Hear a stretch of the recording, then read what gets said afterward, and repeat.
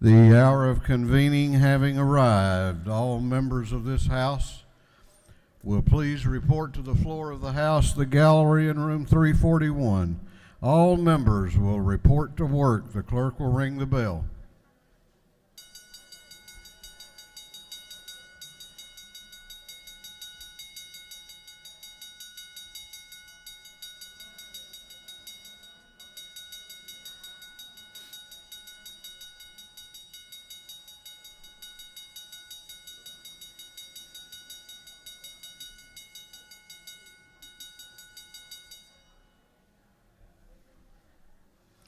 All members will report to the floor and take seats. We're about to have the morning roll call.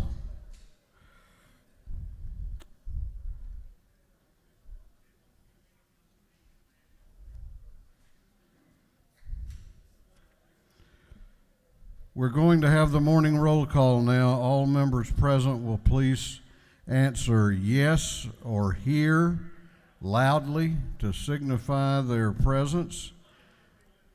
Other members will remain silent so the clerk's office may hear the responses. And the clerk will unlock the machines and call the roll.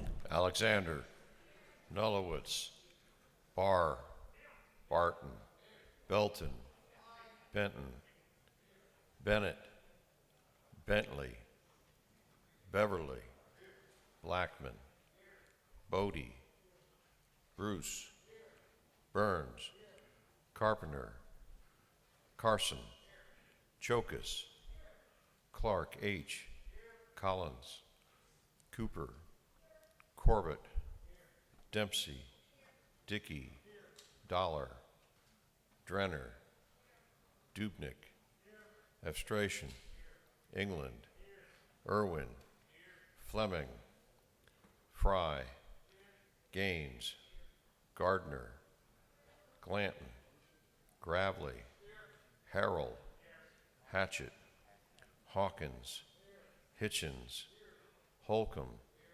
Holmes, Houston, Hughley, Jackson M., Jaspers, Jones J., Kelly, Kendrick, Knight, LaHood, Laricchia, Lumsden, Martin, Mathiak, McCall, Morris G., Newton, Nix, Oliver, Parrish, Parsons, Petrie, Perkel, Powell, Reeves, Rhodes, Rich, Ridley, Rutledge, Scoggins, Setzler, Silcox, Smith L., Smith R., Smith V., Smyrie, Stevens R., Tankersley,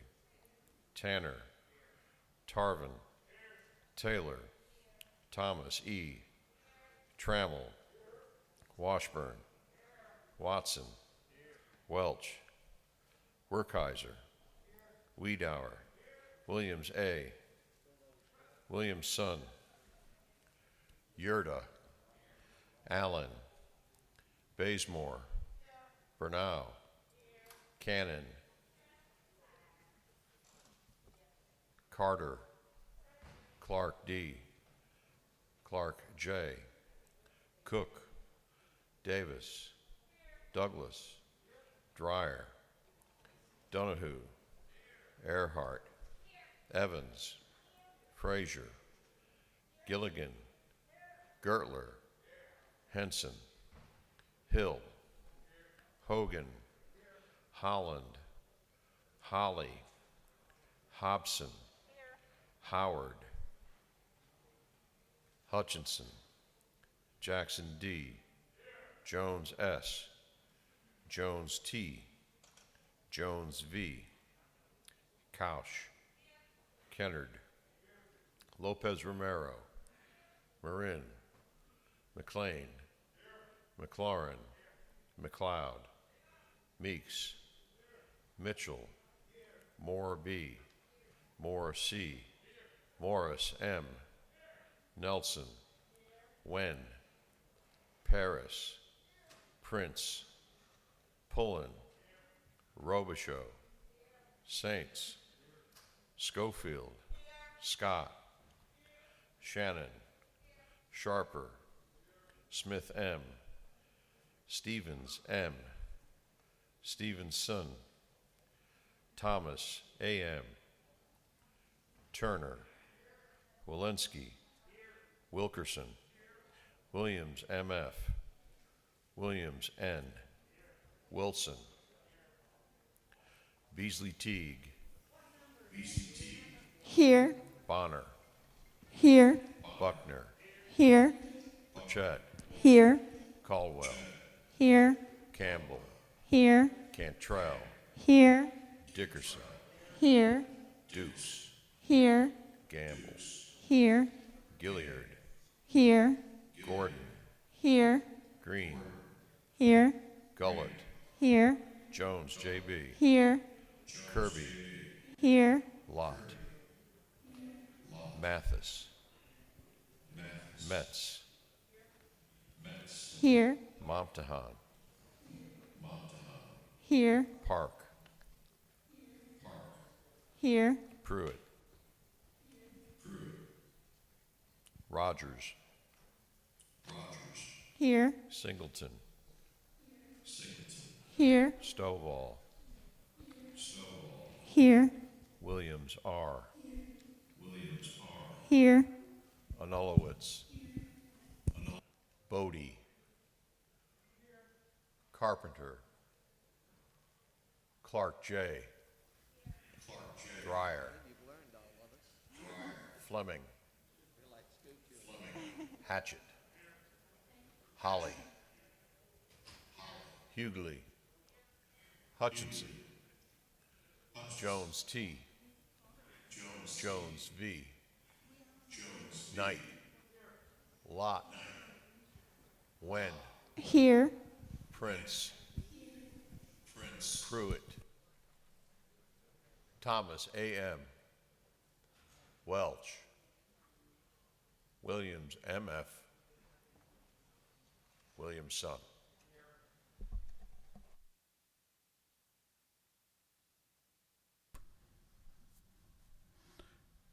Members will look at the board and make sure that it accurately represents. We got one coming in here, Representative Hutchinson. Any others?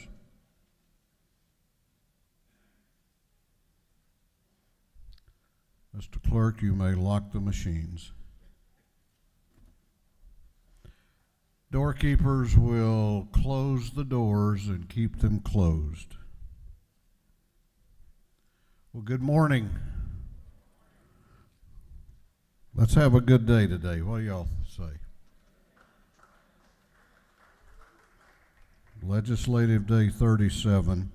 Before we have our devotion, I would like to ask that you again remember Leisha Johnson in the Speaker's office and her husband, Carl. He begins the next phase of his healing today at Emory. And I know they so appreciate the thoughts and prayers that have been offered up, and I'd ask you to continue to hold them close in your hearts and lift them up in prayer. We will begin our day with scripture reading and prayer by the chaplain, after which we will pledge allegiance to the flag of our country. Our chaplain this morning will be introduced by the lady from the 153rd House District, Representative Hopson. Representative Hopson.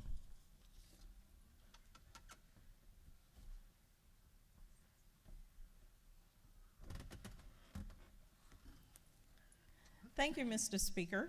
Good morning, colleagues.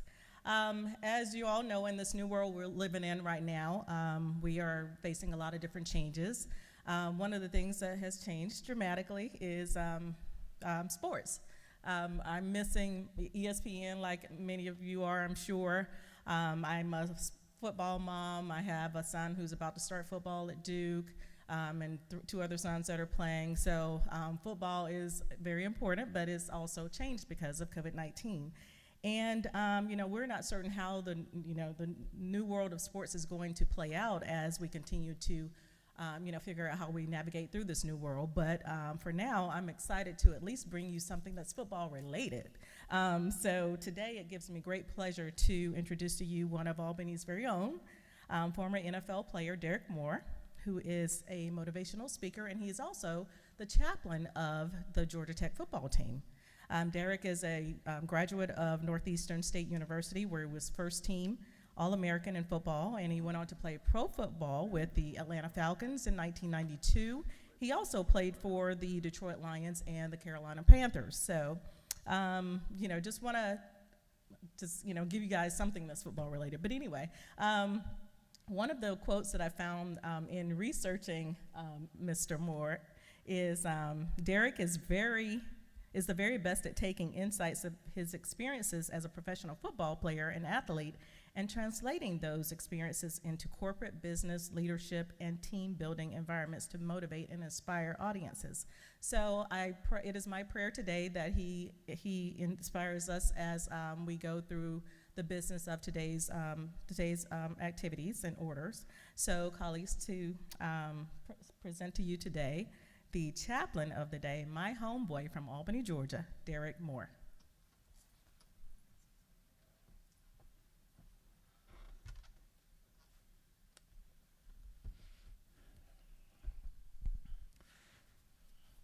Well, good morning. It gives me great pleasure to serve as chaplain of the day and address the Georgia House of Representatives. It's a real honor. I'm humbled by it. I want to thank you so tremendously for tolerating me for just 3 to 5 minutes. Thank you, the great state of Georgia. I want to thank you for all the things you do on behalf of our great state and representing us incredibly well. I will say that I enjoy bringing positive and good news even in what sometimes appear to be a bad news world. That there's still good news in a bad news world. If you look hard enough and you look close enough, typically it's several inches from our noses. But there is good news in a bad news world. I'm a Georgia boy now, inside and out. I was born and raised down in Albany, Georgia. And I even currently have a daughter who just graduated from the University of Georgia. And she'll actually be attending graduate school at the University of Georgia, God willing, this fall. Now, everywhere I go and make presentations, people ask me, as a tech man, where I've worked at Georgia Tech for more than 2 decades, they often ask me, how in the world did I allow my daughter to go to Georgia? How did my lovely wife of now 27 years and I allow our daughter to go to Athens for undergraduate studies and now graduate studies? And I often respond to that answer with, that is a classic example of what we call bad parenting.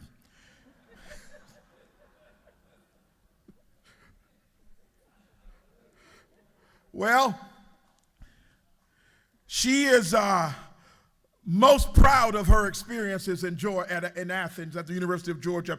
And kiddingly and jokingly I say that, but I have so many outstanding friends and good pals over at the University of Georgia. And we've enjoyed her experiences. These last couple of minutes, I want to give you a South Georgia phrase to take away. And it's a phrase or a saying we say quite a bit down in South Georgia, and it's probably very prominent in other places. And it's when you find yourself in a tough spot. I don't know about you if you've ever found yourself to be in a tough spot or in difficult circumstances. Some people would classify it as being between a rock and a hard place, where it's difficult.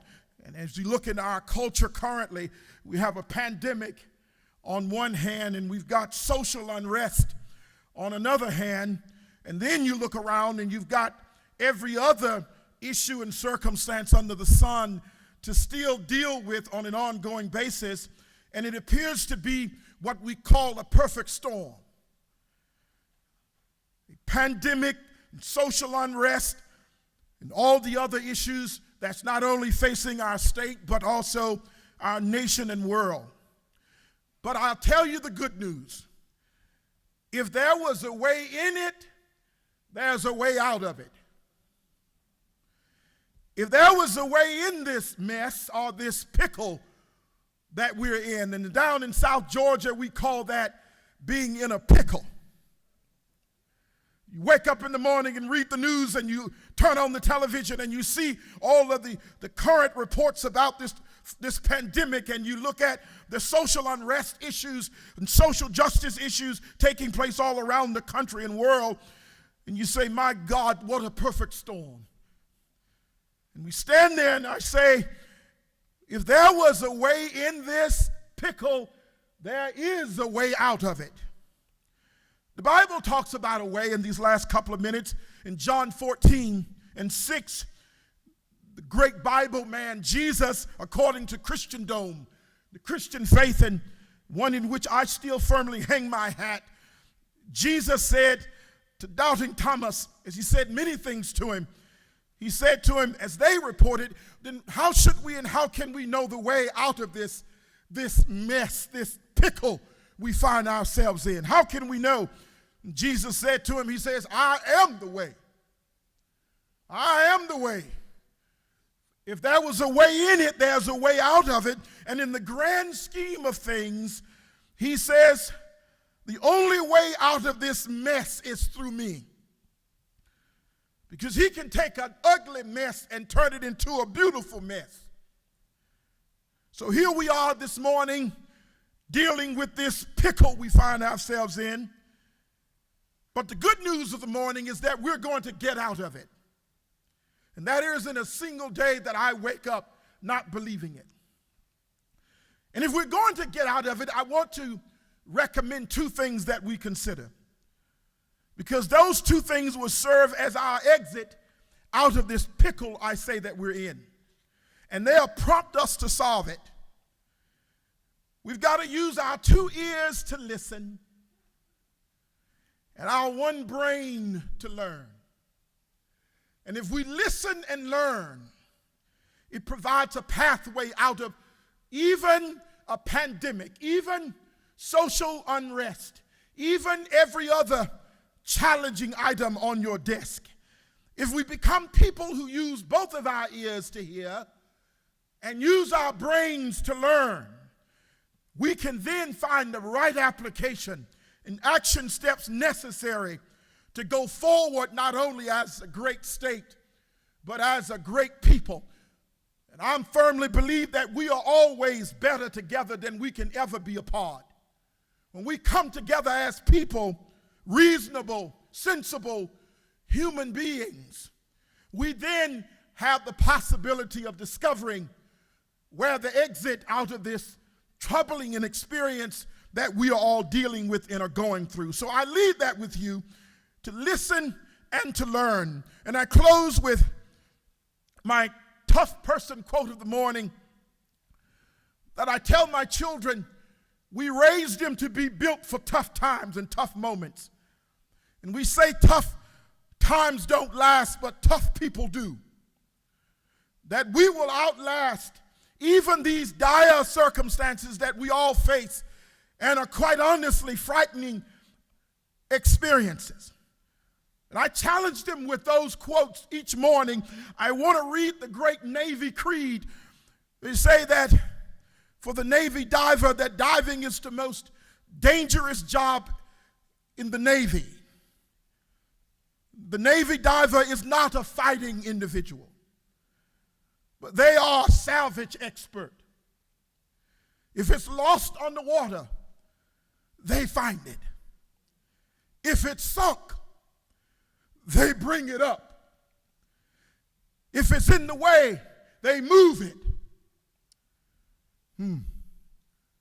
Don't know why anybody wants to be a Navy diver. I look at this pandemic and all of these troubles. I don't know why anybody wants to be a representative.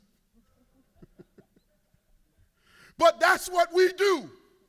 That's who we are. We welcome the challenge. We welcome the difficulty because we are built for it. And if you're built for it, we'll outlast it. We'll find a way out of it. If there was an entrance, there's an exit. And I pray and hope that we keep listening with both ears, and we keep learning with our minds, and we keep coming together as reasonable and sensible people. And I assure you, soon and very soon, unpredictably, we'll find ourselves on the other side of these extreme situations. And then I'll give you one more piece, only to wake up the next day with a few more. If you will, stand and let us pray. Father in heaven, thank you for this great morning. We've declared it to be great. It starts with us. It starts with leadership, exemplary leadership. Thank you for this great speaker of this place. Thank you for these representatives, their families, and all of the people in the great state of Georgia they represent. Thank you, oh great God, for giving us hope. We can live without a lot of things for a long time, but we can't live without hope for 1 second. And every morning we awaken, we have hope. We pray for all of those who are in even further difficult circumstances all around our state and world. But oh God, the Bible says this is the day the Lord has made. Let us rejoice in this day, and let nothing remove, take away our ability to serve and love and encourage each other in spite of even tough business decisions that we all have to undertake. May you be glorified in it. In your great name, amen. Let us turn and pledge allegiance. I pledge allegiance to the flag of the United States of America and to the republic which it stands, one nation, under God, indivisible, with liberty and justice for all.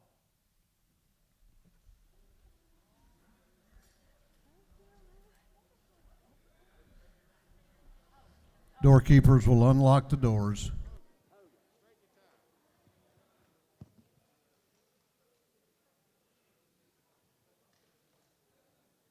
I'm glad I got you to keep me straight. It's a full-time job, I know.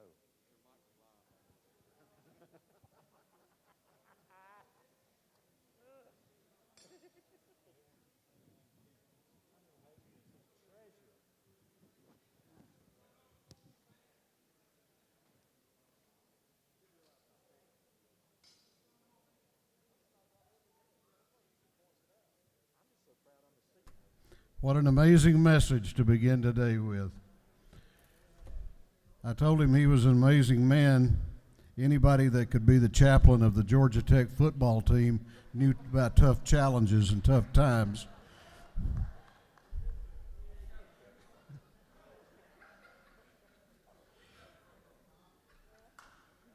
Chair recognizes Chairman Hogan, the chair of the Committee on Information and Audits. Thank you, Mr. Speaker. Your Committee on Information and Audits read the proceedings of the previous legislative day and found them to be correct. And furthermore, when you talk, you're only repeating what you already know. But if you listen, you may learn something new. Dalai Lama. Excellent report, Chairman Hogan. Chairman Hogan, the chair of the Committee on Information and Audits, reports that the journal of the previous legislative day has been read and found to be correct. Is there any objection to the confirmation of the journal? The chair hears none, and the journal is confirmed. The clerk will read the resolution establishing the order of business for the day. Mr. Burns, on 59th, moves the following be established as the order of business and in the first part of the period unanimous consents. Introduction of bills and resolutions, first reading and reference of House bills and resolutions, second reading of bills and resolutions, Reports of standing committees. Third reading and passage of uncontested local bills and resolutions. First reading and reference of Senate bills and resolutions. Morning orders.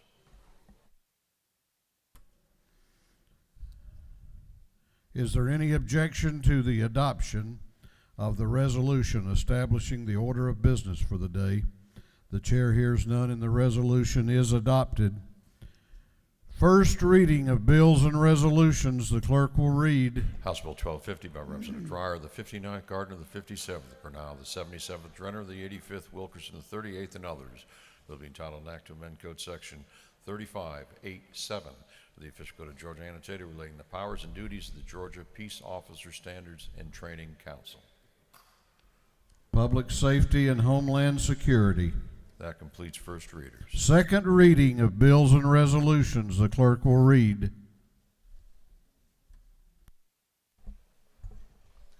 House Bill 1244 by Representative Parker of the 101st, Robichaud of the 48th, Jackson of the 128th, Fry of the 118th, Jones of the 53rd, and others.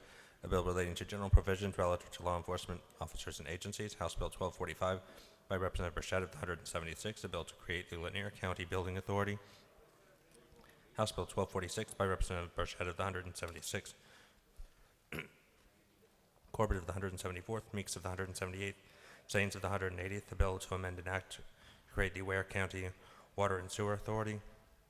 House Bill 1247 by Representative Clark of the 147th, Blackman of the 146th, Dickey of the 140th, Mathis of the 144th, Williams of the 148th, a bill to provide a new charter for the city of Warner Robins. House Bill 1248 by Representative Williams of the 148th, a bill to provide a new charter for the city of Cordele. House Bill 1249 by Representative Welch of the 110th, Douglas of the 78th, Hawley of the 111th, a bill to authorize Henry County, Georgia, and each municipality located within Henry County to exercise all redevelopment of their powers under the Redevelopment Powers Law.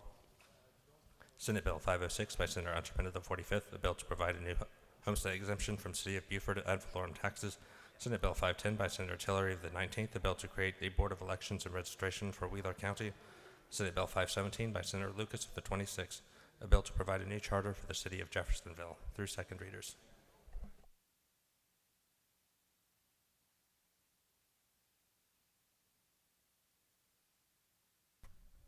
Reports of standing committees. The clerk will read. Representative Jan Tankersley, the 160th District Chairman of the Committee on Intergovernmental Coordination Local, submitted the following report. Mr. Speaker, your Committee on Intergovernmental Coordination Locals had under its consideration the following bills of the House and the Senate. It's instructed me to report the same back to the House with the following recommendations. House Bill 1217 do pass. House Bill 1223 do pass. House Bill 1225 do pass. House Bill 1227 do pass. House Bill 1231 do pass. House Bill 1234 do pass. Senate Bill 512 do pass. House Bill 1221 do pass. House Bill 1233 do pass. Respectfully submitted, Representative Jan Tankersley, the 160th District Chairman. Representative Chuck F. Stration, the 104th District Chairman of the Committee on Judiciary Non-Civil, submitted the following report. Mr. Speaker, your Committee on Judiciary Non-Civils had under consideration the following bill of the Senate. It has instructed me to report the same back to the House with the following recommendations. Senate Bill 320 do pass. Respectfully submitted, Representative Chuck F. Stration, the 104th District Chairman.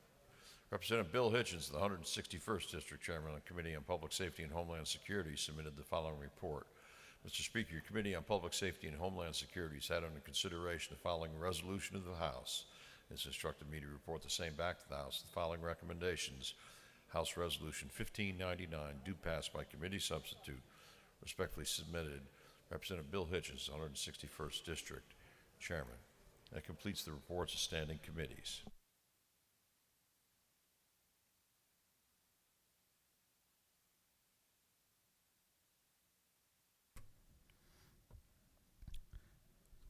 Third reading and passage of uncontested local bills. We are going on to the local calendar. Going on to the local calendar. 3 bills on the local calendar relates to homestead exemption and requires a recorded 2/3 roll call vote for passage. If there is no objection, we will vote on the local calendar as a whole with a recorded vote. Hearing none, it is so ordered, and the clerk will read the local calendar. House Bill 1217 by Representative Jackson, the 64th South Fulton Municipal Regional Water and Sewer Authority. House Bill 1223 by Representative Watson, the 172nd Colquitt County. House Bill 1225 by Representative Gertler, the 8th City of Young Harris. House Bill 1227 by Representative Chokus, the 138th Cuseta Chattahoochee County. House Bill 1231 by Representative Green in the 151st Chehaw Park Authority. House Bill 1234 by Representative Irwin of the 28th Town of Tallulah Falls. Senate Bill 512 by Senator Jones, the 25th Central State Hospital Local Redevelopment Authority. House Bill 1167 by Representative Cannon of the 58th City of Atlanta. House Bill 1221 by Representative Kelly, the 16th Haralson County. House Bill 1233 by Representative Powell of the 32nd City of Livonia. That completes the reading of the local legislation calendar.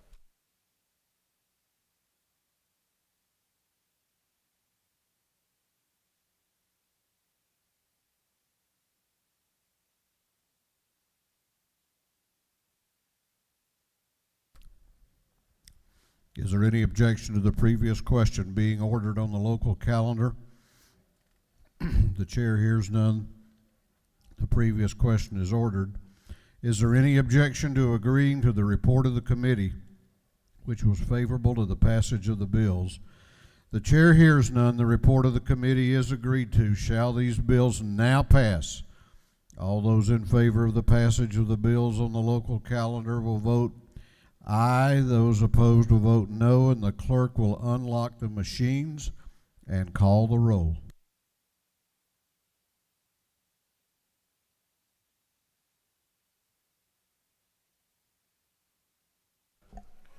Alexander, Anulowitz, Barr, Barton, Belton, Bennett, Bentley, Benton, Beverly, Blackman, Bodie, Bruce, Burns, Carpenter, Carson, Chokus, Clark H., Collins, Cooper, Corbett, Dempsey, Dickey, Dollar, Drenner, Dubnik, Efstration, England, Irwin, Fleming, Fry, Gaines, Gardner,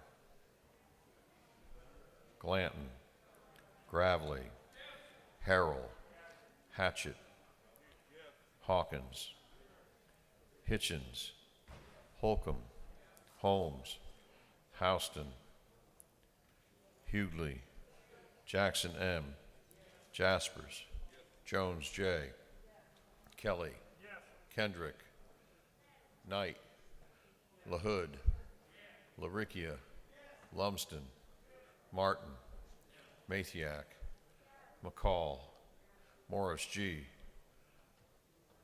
Newton, Nix, Oliver, Parrish, Parsons, Petrie, Perkel, Powell, Reeves, Rhodes, Rich, Ridley, Rutledge, Scoggins, Setzler, Silcox, Smith L., Smith R., Smith V., Smyrie, Stevens R., Tankersley, Tanner, Tarvin, Taylor, Thomas E., Trammell, Washburn, Watson, Welch, Werkheiser, Wiedauer, Williams A., Williams Son, Yurda, Allen, Bazemore,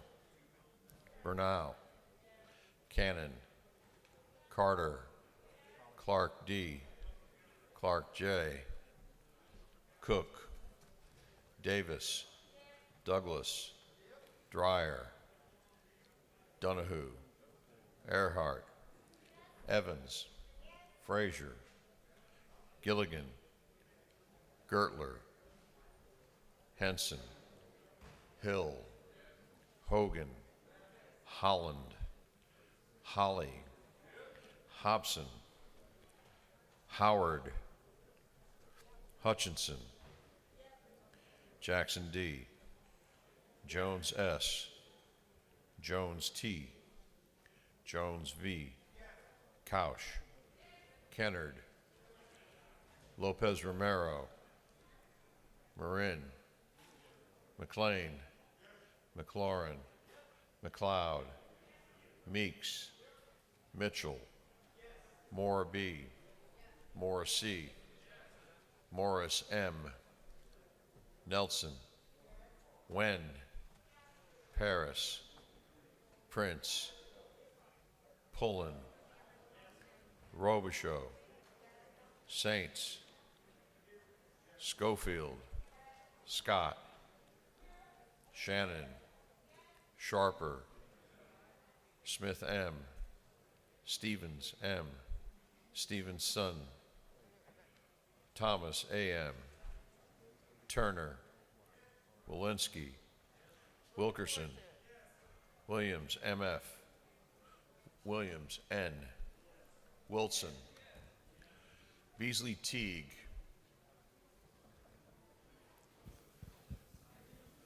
Bonner, Yes. Buckner,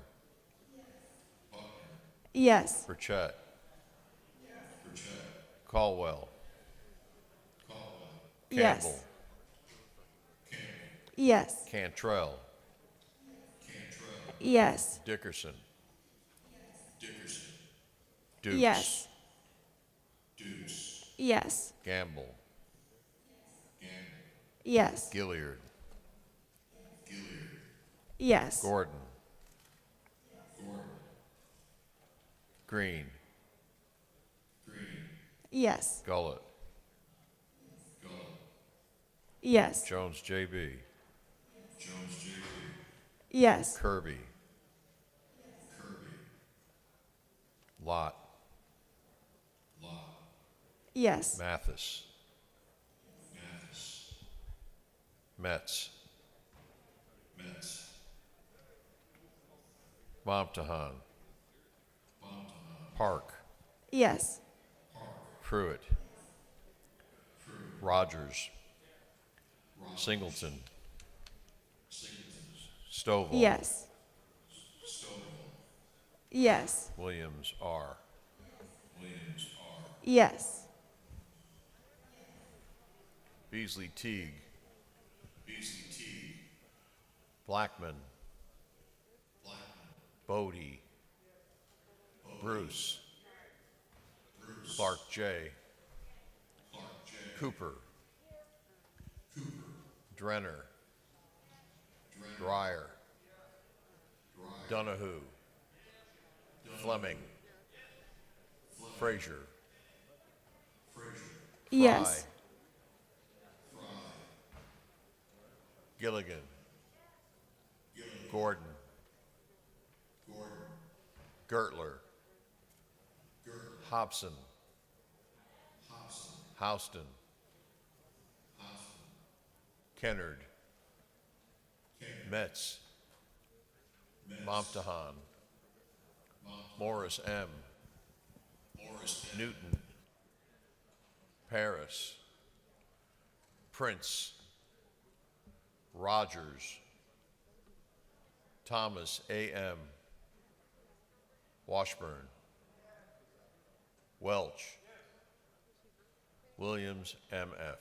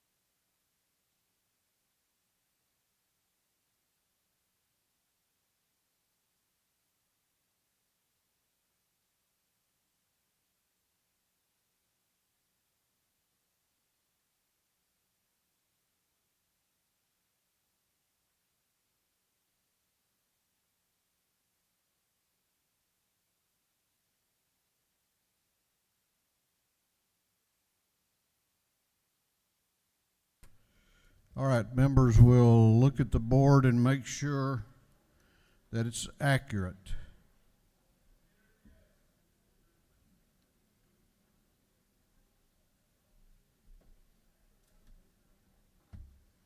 Clerk may lock the machines.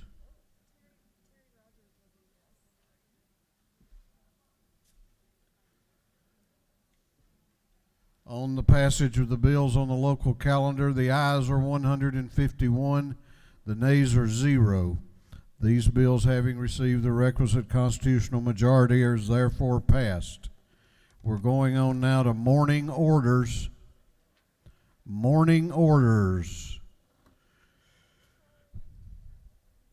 We have a total of 10 minutes for all of the morning orders. The chair recognizes for a morning order Representative Mack Jackson. Thank you, Mr. Speaker. Today I rise on behalf of a business leader who passed away in Sandersville, Georgia. On June 9th, Mr. Benjamin James Tarbutton Jr. passed away at the age of 90. Sandersville, Washington County, and the state of Georgia lost a businessman and a civic leader with vision, kindness, generosity, and integrity. Ladies and gentlemen, I ask that you stand with me for a moment of silence for Mr. Ben Tarbutton Jr. Thank you, Mr. Speaker. I yield the well.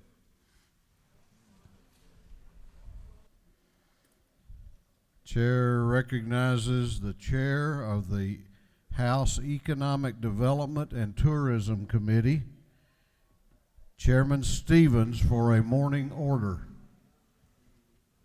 Thank you, Mr. Speaker. Ladies and gentlemen of the House, I'm here to tell you today that Jim Crow laws are alive and well. And I apologize if I'm just a little bit emotional today, but yesterday we had a radio talk show just get up and flat out lie. Let me tell you what happened yesterday. We had a bill that went through the committee over here, the Regulated Industries Committee, and before the bill was even voted out, we had the radio talk show host just coming up and saying something that's not true, and he even tweeted it. Let me read it to you. Republicans in the Georgia legislature got Democrats to support a casino in exchange for gutting the Hope Scholarship, which will exchange a portion from the being based on the academics of the student to how much money the parent makes. There is nothing further from the truth. Let me tell you really quick what passed out of the regulated industries yesterday. Sports betting, 100% of the sports betting revenues, $50 to $60 million goes to exactly the way that it goes today, right through the lottery. And ladies and gentlemen, it's distributed exactly the way that it's done. The new portion of the bill also created destination resorts, if and only if the state of Georgia puts it in the Constitution, and if and only if your local district votes for it, period. What does it do? For the first time in our state's history, it creates a lockbox, an emergency powers fund to be used only for emergency. Number two, it creates for families that are 50% or below on their income on new money from these destination resorts and horse racing.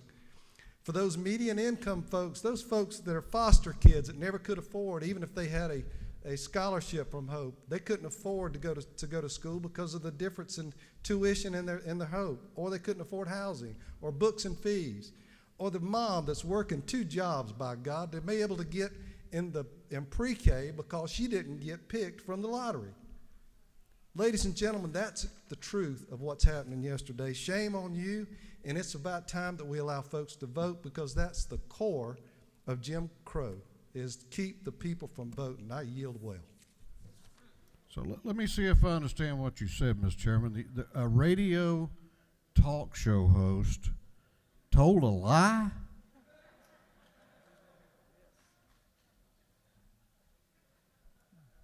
Is this the same one that's going to seminary? Told a lie.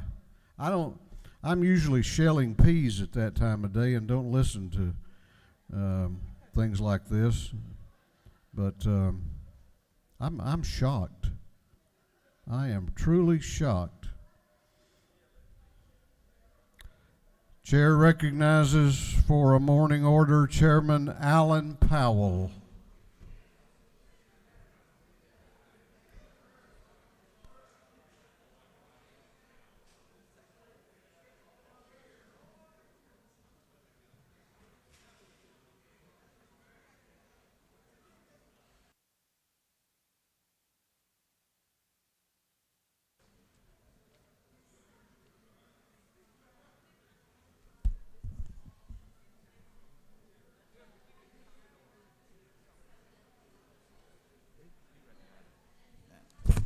Thank you, Mr. Speaker, and ladies and gentlemen. You know, I appreciate Chairman Stevens coming down here and making his commentary. But I'm down here for generally the same reason. I probably won't be near as verbal about some of this, but I'm here on behalf of the committee.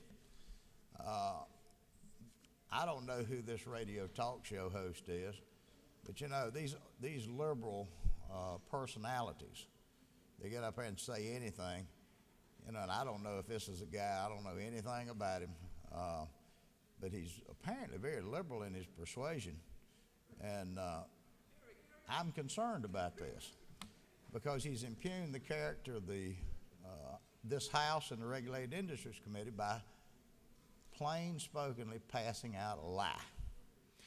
I'm more concerned that these folks in the media, and especially those of the more religious that hide behind the religious cloak, they need to read the 8th or the 9th commandment, depending on which version that you're reading about basically misinformation, lying, bearing false witness. Chairman Stevens talked about what was in the bill, and he was pretty well right. He was a little bit off on the figures.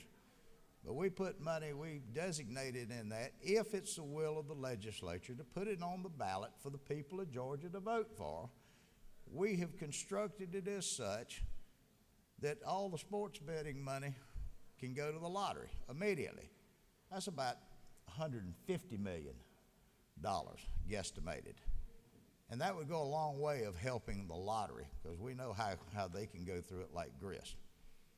And then, yes, there was and the other part of it where we put the money, we created an emergency powers fund. You know, a lot of us has been around, we've always been proud of the fact that we had a shortfall reserve or a rainy day fund. But folks, that's not created constitutionally or even statute. We just do it in the budget. This would create the emergency powers fund that if the people of Georgia choose to allow destination casinos, sports betting, horse racing, and that's if they do it, then that money would then 10% of the previous year's revenue would go to that lockbox, basically, to preserve the future of this state in case we have another catastrophic event like the pandemic. And then once filled up, then the bulk of that other money would go to the opportunity fund that would be based on the legislature creating those folks under the 58th percentile range of income for pre-K or needs-based scholarships, or even better, needs-based loans. But, you know, that's what will happen, and the bulk goes into the general fund. Now, that being said, ladies and gentlemen, I understand, and the reason I'm here this morning, a lot of y'all have gotten emails. So I would say to all those educated folks in suburbia that's concerned that he rang a bell on the hope and fear-mongering, learn how to read legislation. Tune into the legislative website, hear the debate, and don't rely on liberal talk show hosts to just spread misinformation and outright propagandic lies.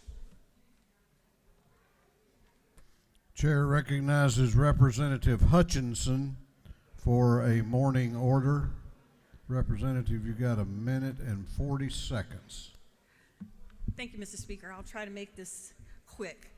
When we were dismissed from the legislature, I started charting the day-over-day averages for new cases and new deaths in Georgia for COVID.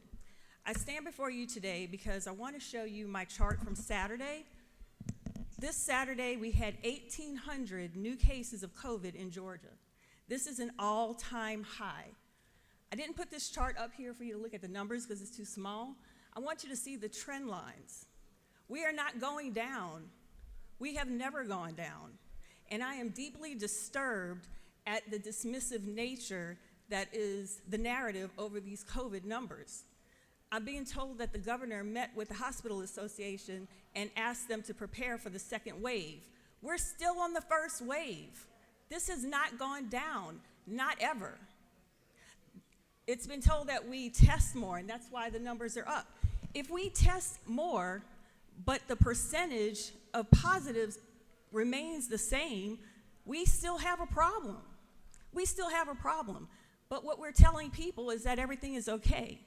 I'm a small business owner. Things can't be closed forever, but I think it's irresponsible of us to tell the people of Georgia that this crisis is either diminished or going away, and that they should take less measures to keep themselves safe. The hospital beds are going up. The deaths are going up. We lose an average of 33 lives in Georgia every single day. But or in the summer, we have pool parties and beaches, and I am terrified that these numbers are going to continue to go up. We are not going to have a second wave. We are going to continue the wave we've been going on. Thank you, Mr. Speaker, and I yield the well. That is all of our time today for morning orders. Representative Scott, do you want to be signed up tomorrow?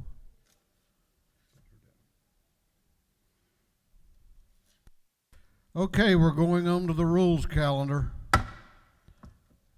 We are going on to the rules calendar.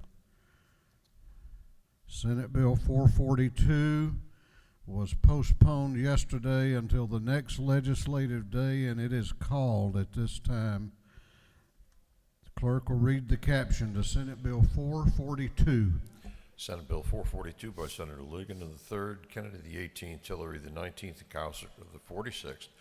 Be titled an act to amend Title 44 of the Official Code of Georgia annotated relating to property so as to prohibit amendments to Property Owners Association instruments and covenants that restrict rental of residential lots and plots. This bill having been referred to the committee.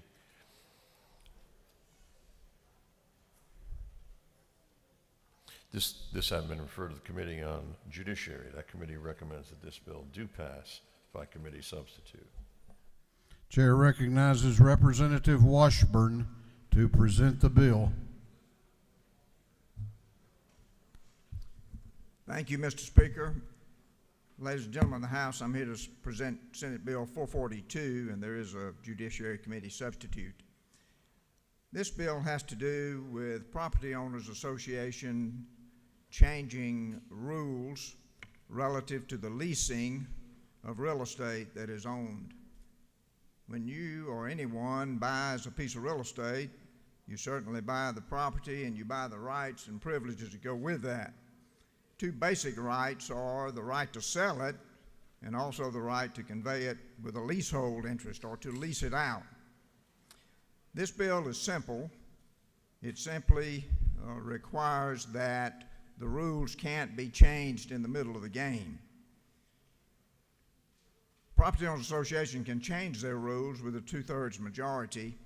This bill prohibits them from being able to change those rules on someone who owns real estate within that Property Owner Association's jurisdiction. It does not pertain to any short-term rentals, and it does allow that if the property is sold, that the new owner would be bound by those rules that prohibit the leasing of it. This has to do with private property rights, and it has to do with fairness.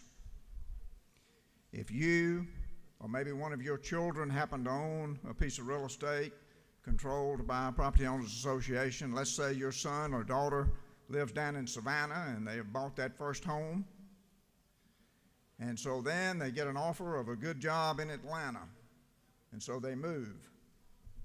Well, maybe the housing sale market is not so good right now, and so they have a big old mortgage payment to make. They got to pay taxes and insurance. They got to maintain the property. And if they were allowed to, if it was allowed that they could be prohibited from leasing that property, they would not be able to lease it. This is a fair bill. I do understand that there are concerns in some communities. I've had some emails about things where people have some neighbors who are causing problems and they happen to be tenants. Well, in my experience, for a long time as a real estate broker and a property owner, you can have troublesome neighbors, but they might be property owners and not necessarily tenants. And so this bill is good for property owners because it protects their right to lease property. It is also good for tenants. Most every one of us, unless we're born into great wealth, have been a tenant at some time. I have, and most of you have. And so to charge that all tenants are bad or troublesome is not fair. This is a good bill, and I urge your favorable consideration of it. And Mr. Speaker, I'll be glad to take any questions.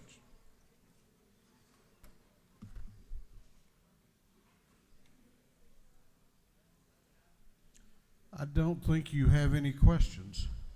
Thank you, Mr. Speaker. I yield the well. Is there any objection to the previous question being ordered? The chair hears none. The previous question is ordered. Is there any objection to adopting the committee substitute? The chair hears none. The committee substitute is adopted. Is there any objection to agreeing to the report of the committee, which was favorable to the passage of the bill? The chair hears none. The report of the committee is agreed to. Shall this bill now pass? All those in favor of the passage of Senate Bill 442 will vote aye. Those opposed will vote no, and the clerk will unlock the machines and call the roll.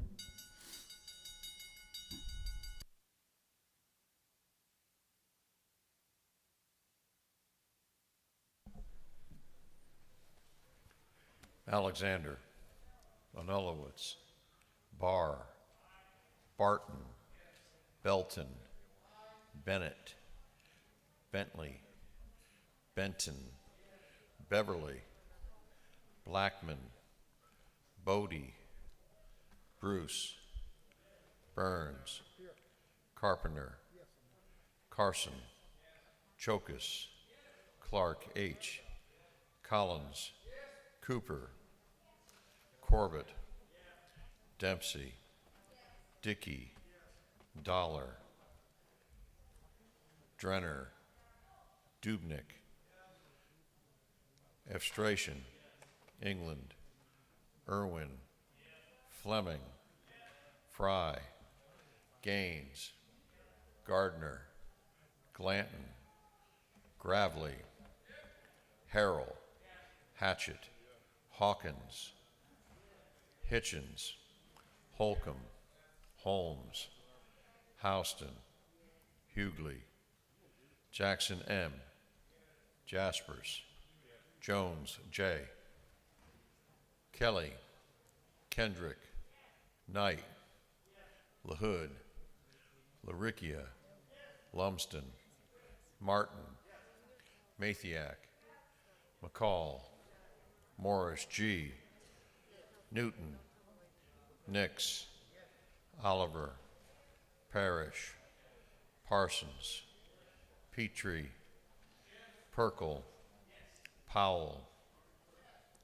Reeves, Rhodes, Rich, Ridley, Rutledge, Scoggins, Setzler, Silcox, Smith L., Smith R., Smith V., Smyrie, Stevens R., Tankersley, Tanner, Tarvin, Taylor, Thomas E., Trammell, Washburn, Watson, Welch, Werkheiser, Wiedauer, Williams A., Williamson, Yurda, Allen, Bazemore, Bernau, Cannon, Carter, Clark D., Clark J., Cook, Davis, Douglas, Dreyer, Donahue, Earhart, Evans, Frazier, Gilligan, Gertler, Henson, Hill, Hogan, Holland, Holly, Hopson, Howard, Hutchinson, Jackson D., Jones S. Jones T. Jones V. Couch. Kennard. Lopez Romero. Marin. McLean. McLaurin. McLeod. Meeks. Mitchell. Mora B. Mora C. Morris M. Nelson. Wen. Paris. Prince. Pullen. Robichaud. Saints. Schofield. Scott. Shannon. Sharper. Smith M. Stevens M. Stevenson. Thomas A.M. Turner. Walensky. Wilkerson. Williams M.F. Williams N. Wilson. Beasley Teague. Bonner. Yes. Buckner. Yes. Burchett. Caldwell. Campbell. Yes. Yes. Cantrell. Yes. Dickerson. Yes. Dukes. Yes. Gamble. Yes. Gilliard. No. Gordon. No. Green. Yes. Gullett. Yes. Jones J.B. Yes. Kirby. Lott. Yes. Mathis. Metz. No. Momtahan. Yes. Park. Pruitt. Rogers. Yes. Singleton. Stovall. Yes. Yes. Williams R. Yes. Onulowitz. Beasley Teague. Bennett. Beverly. Blackman. Bonner. Yes. Dreyer. Fry. Gertler. Hitchens.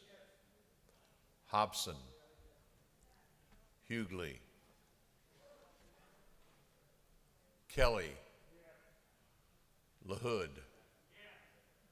Newton. Paris. Prince. Setzler. Smyrie. Stevens R. Thomas A.M. Thomas E. Wilkerson. Williams A.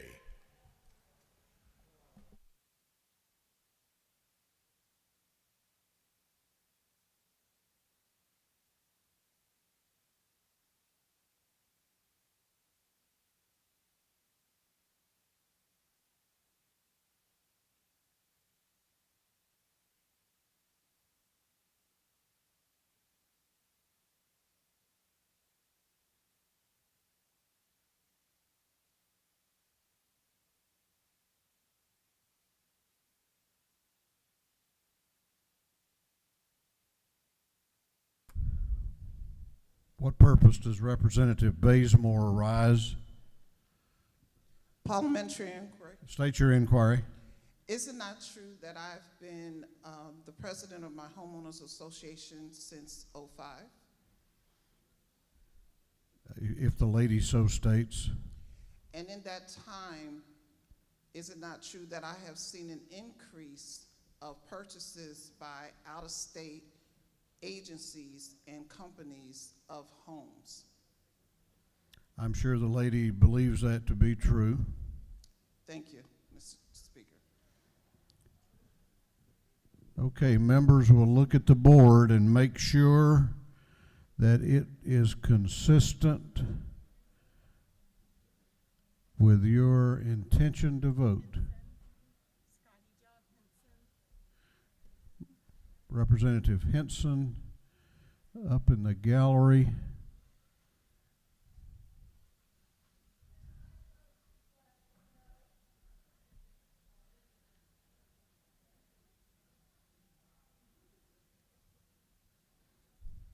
Okay, any other members?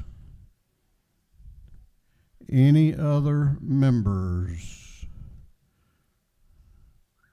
If not, the clerk will lock the machines. On the passage of Senate Bill 442, the ayes are 123, the nays are 27. This bill, having received the requisite constitutional majority, is therefore passed. What purpose does the chairman of the Rules Committee rise? Parliamentary inquiry. State your inquiry. Mr. Speaker, isn't it true that last night I received a phone call? And by the way, it was a phone call from my family down at the beach for this week that I'm not at. But isn't it true the reason for that phone call, they told me I was going to have my first great-grandchild born this December.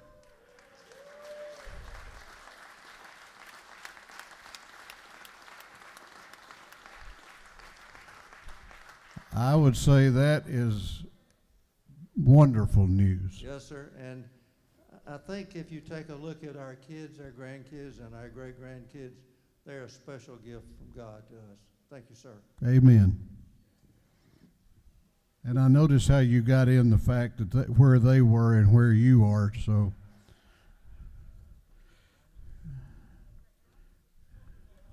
Clerk will read the caption to House Bill 1148. 1148.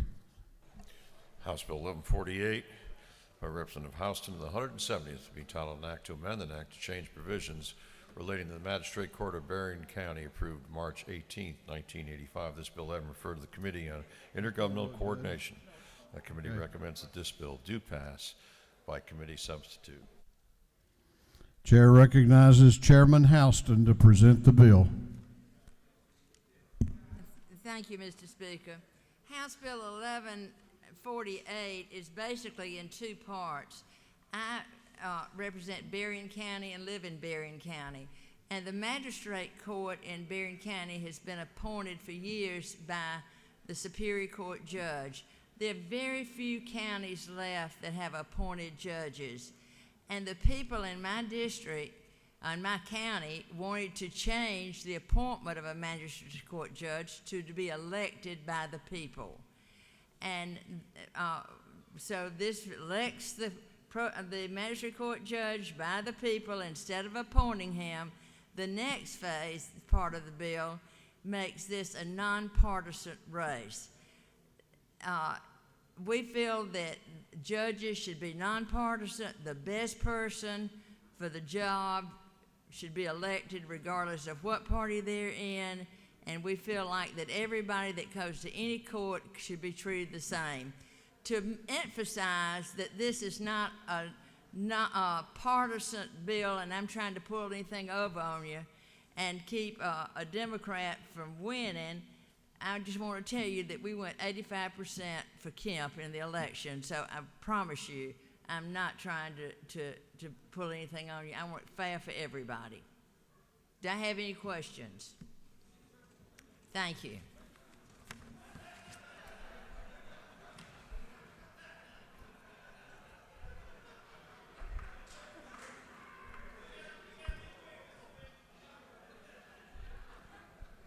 Does anybody really want to ask a question after that? The lady has yielded the well. We have a minority report on the bill. Under the rules of the House, the minority has 20 minutes to present their report. Chair recognizes for the minority report the Minority Leader of the House, Leader Trammell.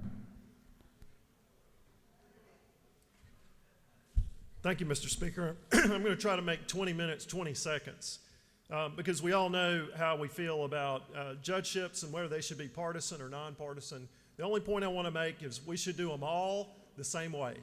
And we should have one bill that decides permanently that magistrate judges, in the case of magistrate judges, probate judges, in the case of probate judges, should all be nonpartisan. We shouldn't do it at a county at a time. Rule 50 provides that issues affecting political partisanship are general bills for the consideration of the General Assembly. So let's do it all or nothing.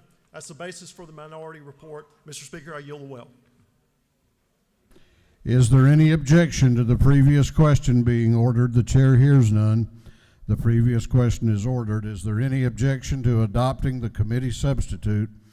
The chair hears none. The committee substitute is adopted. Is there any objection to agreeing to the report of the committee, which was favorable to the passage of the bill? The chair hears none. The report of the committee is agreed to. Shall this bill now pass? All those in favor of the passage of House Bill 1148 will vote aye. Those opposed will vote no. And the clerk will unlock the machines and call the roll.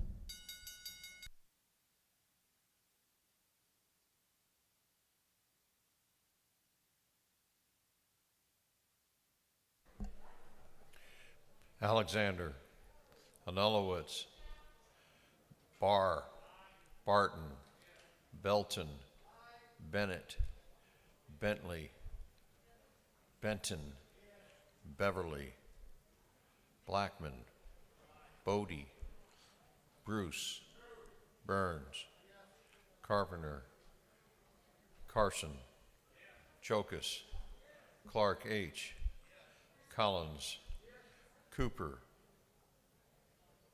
Corbett, Dempsey, Dickey, Dollar, Drenner, Dubnik, Abstration, England, Irwin, Fleming, Fry, Gaines, Gardner, Clanton, Gravely, Harrell, Hatchett, Hawkins, Hitchens, Holcomb, Holmes, Houston, Hughley, Jackson M., Jaspers, Jones J., Kelly, Kendrick, Knight, LaHood, Laricchia, Lumsden, Martin, Mathiak, McCall, Morris G., Newton, Nix, Oliver, Parrish, Parsons, Petrie, Perkle, Powell, Reeves, Rhodes, Rich, Ridley, Rutledge, Scoggins, Setzler, Silcox, Smith L., Smith R., Smith V., Smyrie, Stevens R., Tankersley, Tanner, Tarvin, Taylor, Thomas E., Trammell, Washburn, Watson, Welch, Werkheiser, Wiedauer, Williams A., Williamson, Yurda, Allen, Bazemore, Bernau, Cannon, Carter, Clark D., Clark J., Cook, Davis, Douglas, Dreyer, Donahue, Earhart, Evans, Frazier, Gilligan, Gertler, Henson,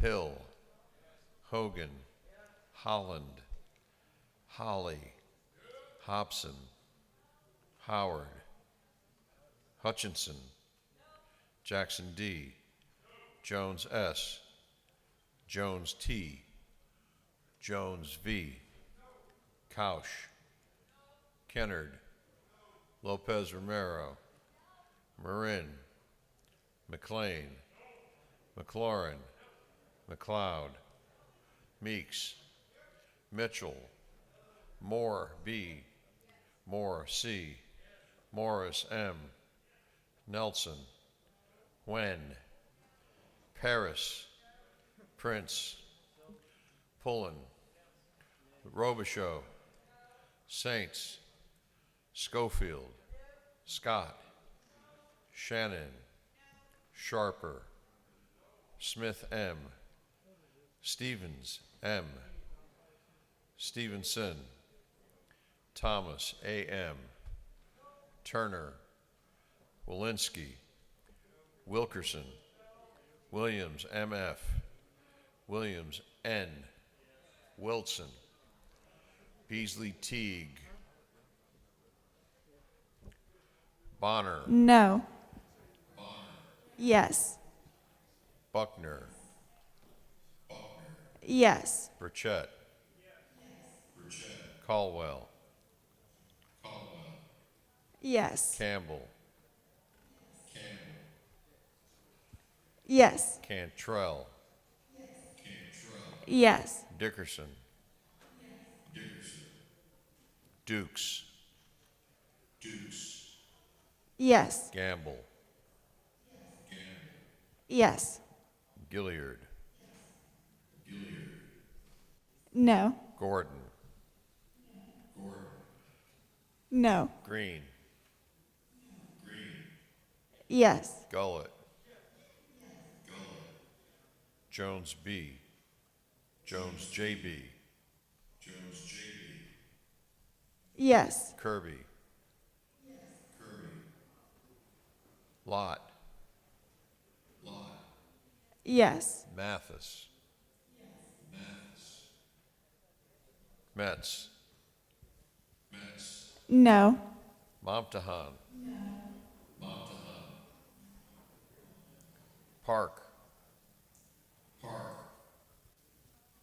Pruitt, No. Yes. Rogers, Singleton, Yes. Stonewall, Yes. Williams, R, Yes. Bennett, Beverly, Bodie, Carpenter, Cooper, Dickerson, Gilligan, She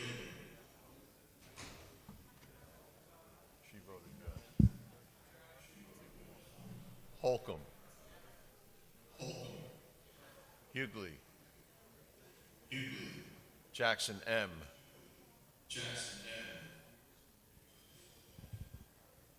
Momtahan, Yes. Newton, Oliver, Powell, Reeves, Saints, Setzler, Smyrie, Stevens R, Turner, Williams A.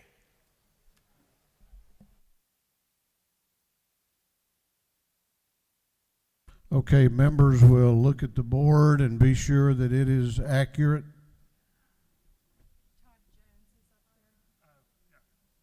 Representative Todd Jones is in the, has just come in. Votes yes? Yes, sir. Yeah, they got her. Members will look at the board and make sure that it's accurate.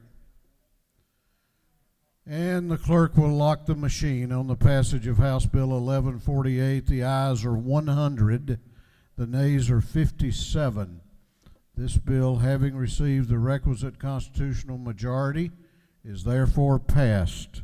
Clerk will read the caption to House Bill 1195.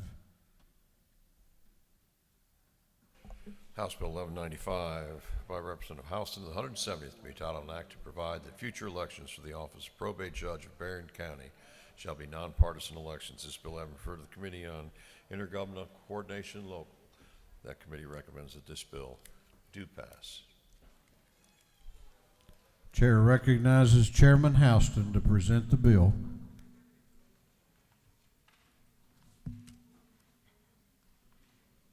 Thank you, Mr. Speaker. I present you another bill making the probate judge in court in Berrien County nonpartisan. And I am so glad to see that our dean of this house had a tag on that said justice for all, because by making it nonpartisan, it means justice for all, and so I know that's what the dean means. So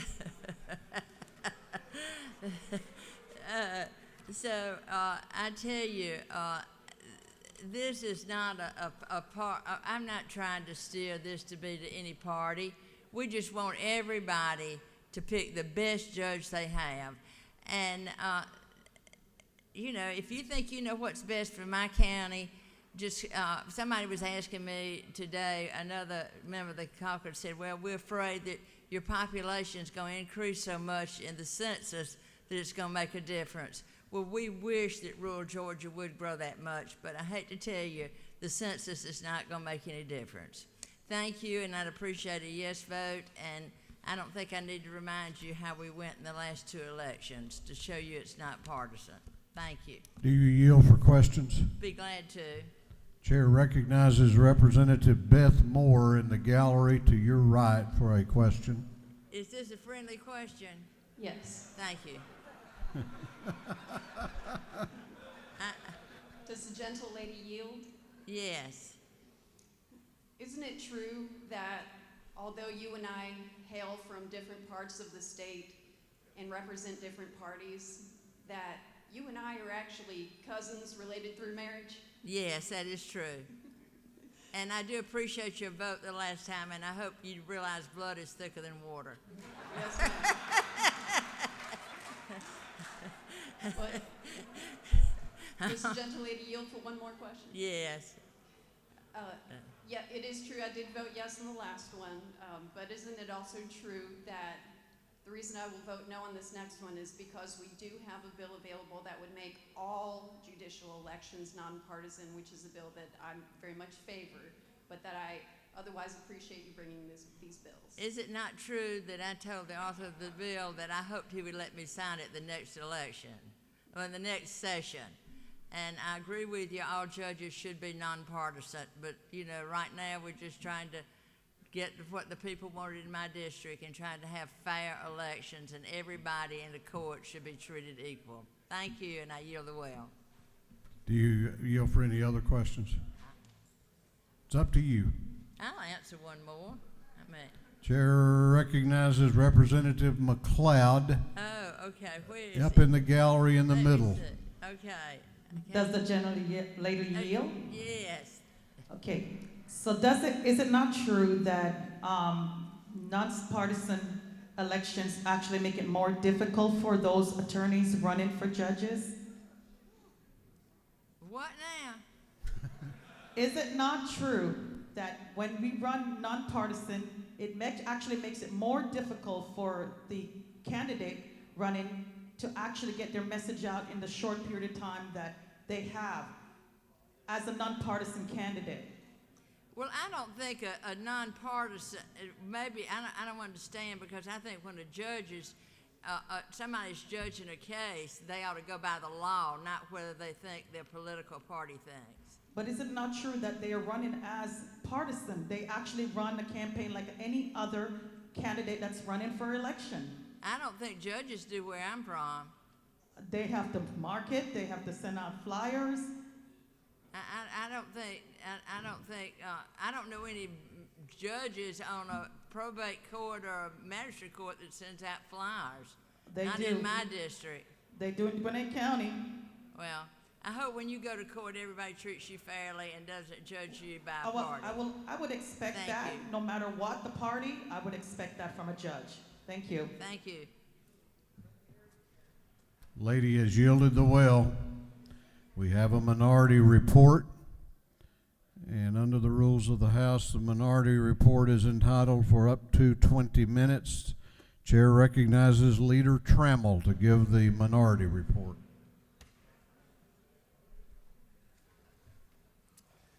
Thank you, Mr. Speaker. I would refer the House to the comments I gave a few moments ago. I yield the well.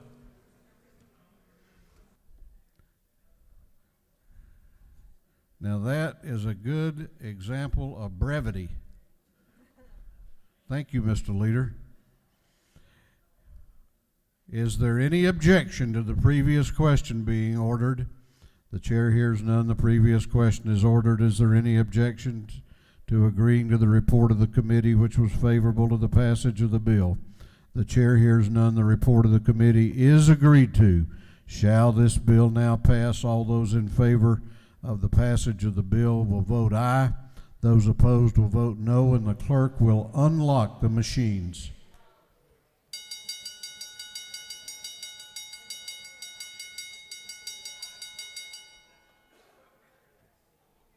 Alexander, Anulowitz, Barr, Barton, Belton, Bennett, Bentley, Benton, Beverly, Blackman, Bodie, Bruce, Burns, Carpenter, Carson, Chokus, Clark H., Collins, Cooper, Corbett, Dempsey, Dickey, Dollar, Drenner, Dubnik, Abstration, England, Irwin, Fleming, Fry, Gaines, Gardner, Glanton, Gravely, Harrell, Hatchett, Hawkins, Hitchens, Holcomb, Holmes, Houston, Hughley, Jackson M., Jaspers, Jones J., Kelly, Kendrick, Knight, LaHood, LaRicchia, Lumsden, Martin, Mathiak, McCall, Morris G., Newton,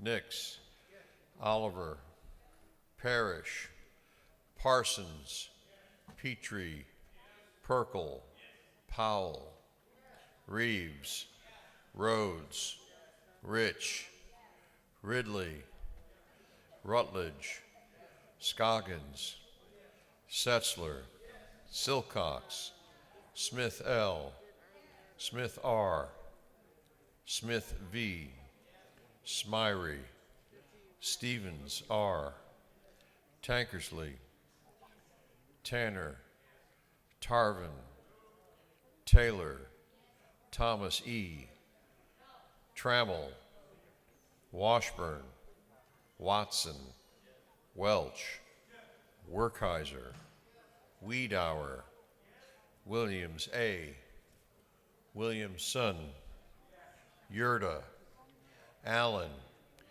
Bazemore, Bernau, Cannon, Carter, Clark D., Clark J., Cook, Davis, Douglas, Dreyer, Donahue, Earhart, Evans, Frazier, Gilligan, Gertler, Henson, Hill, Hogan, Holland, Holly, Hopson, Howard, Hutchinson, Jackson D., Jones S., Jones T., Jones V., Couch, Kennard,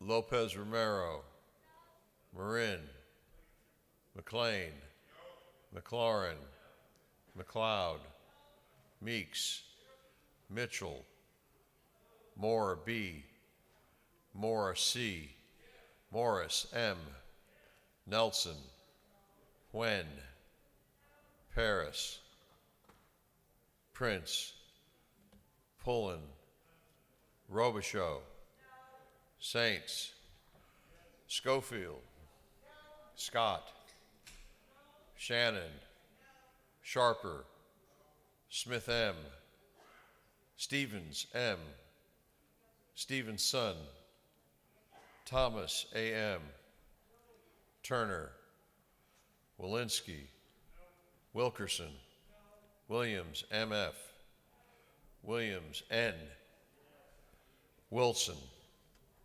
Beasley Teague, No. Bonner, Yes. Buckner, No. Burchett, Caldwell, Yes. Campbell, Yes. Cantrell, Yes. Dickerson, Dukes,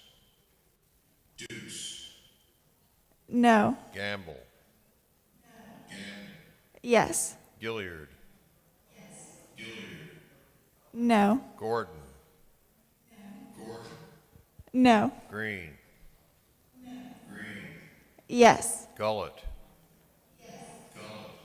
Yes. Jones J.B.,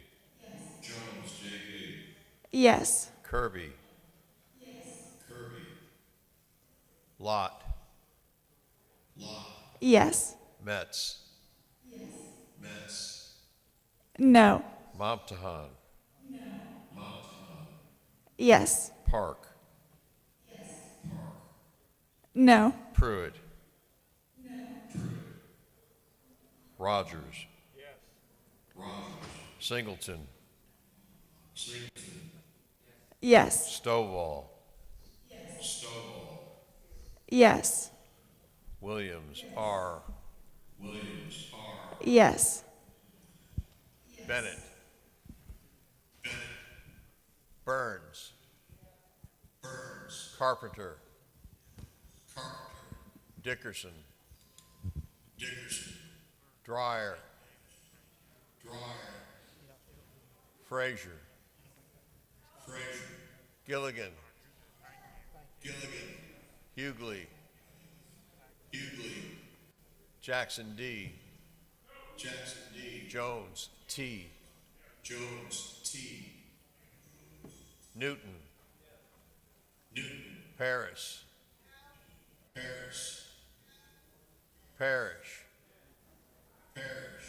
Pruitt, Silcox, Yes. Smith R., Turner, Washburn, Williams A.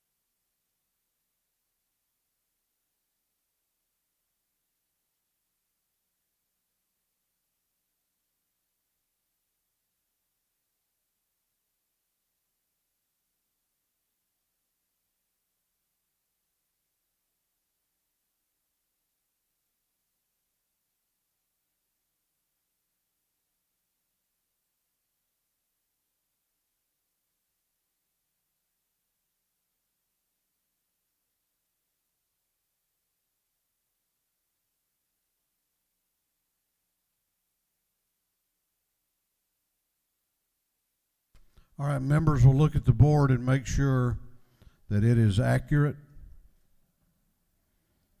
Members will look at the board. The clerk will lock the machine on the passage of House Bill 1195. The ayes are 98, the nays are 59, I'm sorry. The This bill, having received the requisite constitutional majority, is therefore passed.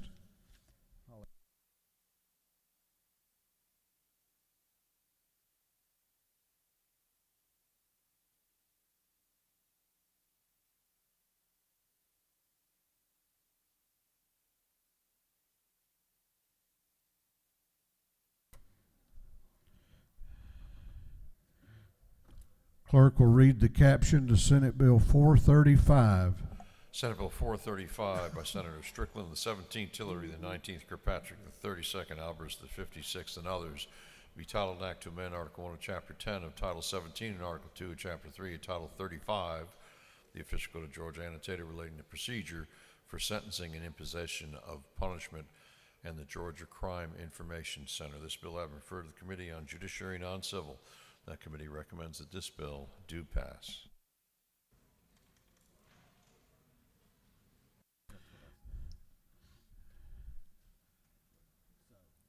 Chair recognizes Chairman Bonnie Rich to present the bill.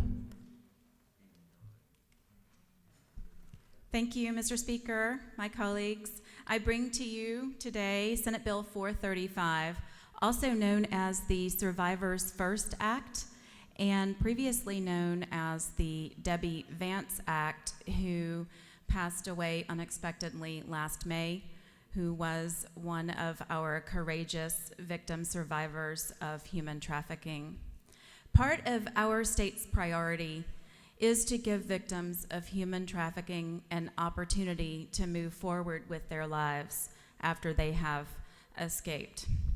Victims of human trafficking often come out with criminal arrests and convictions for offenses ranging from prostitution to drug-related offenses to shoplifting.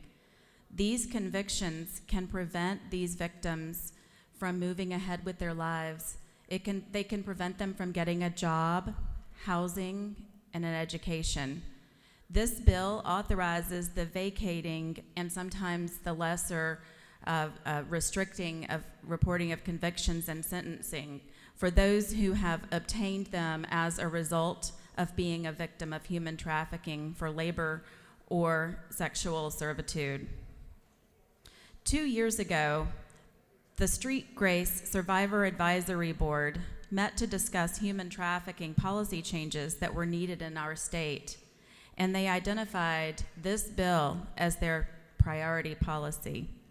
Not only did these survivor leaders identify this as their key policy priority, but they brought this idea to First Lady Kemp and then sat with attorneys in the governor's office to help craft the key details of this legislation.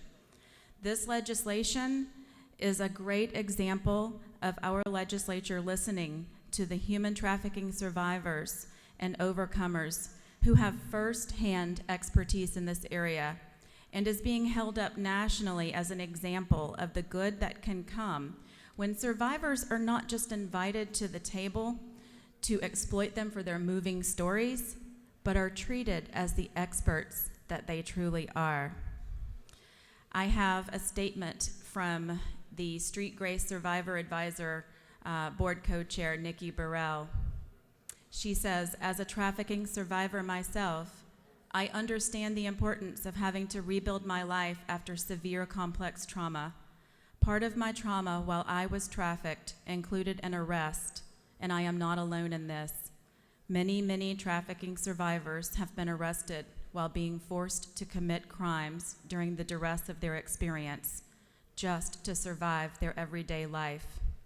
Consider if it were your son, daughter, niece, nephew, granddaughter, or grandson who was caught in the arms of a trafficker and had no way to survive but to do what he or she was told to do, which was prostitution, petty crimes, etc. Trafficking victims often feel there is no choice involved other than the choice to stay alive. Once given the opportunity to escape, survivors are given the opportunity for a brand new start. Some of them need help rebuilding their lives, which includes getting a job, a home, a checking account, things that most of us take for granted. Often after years of restorative care, Our victims have trouble getting any of these things because of their criminal records. But ladies and gentlemen, the Survivors First Act will allow these victims to break past their barriers that stop them from living their everyday life. It's our civic duty and our moral responsibility, one we must consider as we fight against the horrific trafficking that happens in our state, to give these victims the opportunity that they deserve. Mr. Speaker, I will yield for any questions. You have a question if you care to yield. I do. Chair recognizes Chairman Silcox to your right for a question. I do.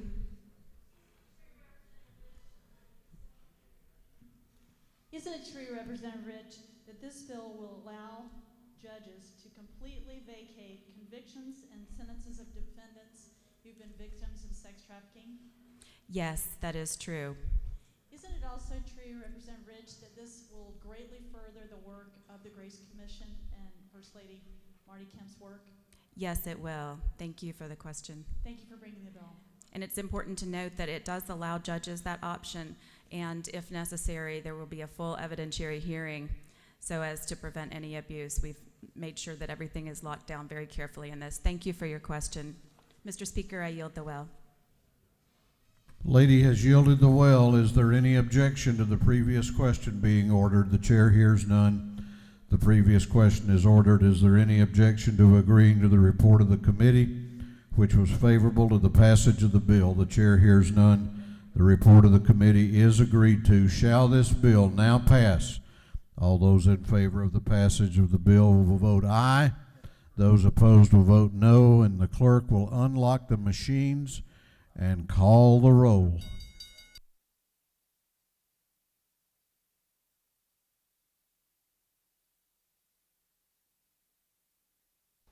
Alexander, Anulowitz, Barr, Barton, Belton, Bennett, Bentley, Benton, Beverly, Blackman, Bodie, Bruce, Burns, Carpenter, Carson, Chokus, Clark H., Collins, Cooper, Corbett, Dempsey, Dickey, Dollar, Drenner, Dubnik, Efstration, England, Irwin, Fleming, Fry, Gaines, Gardner, Glanton, Gravely, Harrell, Hatchett, Hawkins, Hitchens, Holcomb,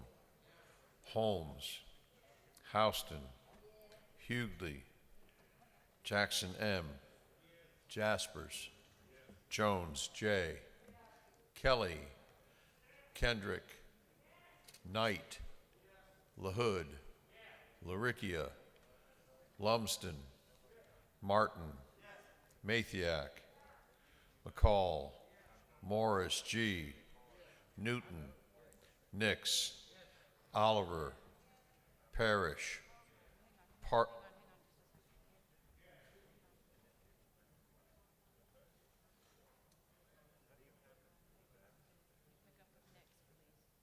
Nix, Oliver, Parrish, Parsons, Petrie, Perkel, Powell, Reeves, Rhodes, Rich, Ridley, Rutledge, Scoggins, Setzler, Silcox, Smith L., Smith R., Smith V., Smyrie, Stevens R., Tankersley, Tanner, Tarvin, Taylor, Thomas E., Trammell, Washburn, Watson, Welch, Werkheiser, Wiedauer, Williams A., Williamson, Yurda,